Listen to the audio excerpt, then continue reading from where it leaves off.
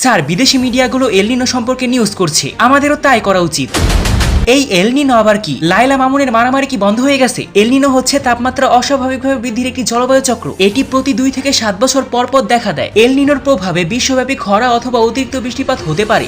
Oh, I bus stand. এই বছর বাংলাদেশে ভেরি ভেরি খরা হবে, গরম বেশি পড়বে, বৃষ্টিপাত হবে না, এইরকম একটা নিউজ বানাও। কিন্তু স্যার, এল নিনোর প্রভাবে অতিরিক্ত বৃষ্টিপাতও হইতে পারে, এমনকি খাদ্যশস্য বিনষ্ট হতে পারে। হারে রিল্যাক্স, এটা কোন মাস চলতেছে বলো তো? চুলে সামার, আই মিন গ্রীষ্মকাল। হ্যাঁ, এখন মানুষ গরমের জন্য এমনিতেই পাগল হয়ে গেছে। এই জন্য সবাইকে এখন গরম নিয়ে ভয় দেখায় নিউজ করতে হবে, তাহলে ওই নিউজে রিচ পাওয়া যাবে। Okay sir.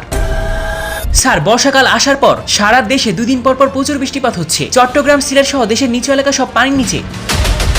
আমরা আরো বলছিলাম এবছর 37% কম বৃষ্টিপাত হবে, তো কি হয়েছে? বাঙ্গুদের কি মনে আছে নাকি আমরা এল নিনো নিয়ে কি শুরু করে দিছিলাম? ফিফা বিশ্বকাপ চলতেছে না, ফুটবল নিয়ে বেশি বেশি নিউজ করো। এইসব এল নিনো ফেল নিনো বাদ দাও, ট্রেন্ডও শেষ, নিউজও শেষ।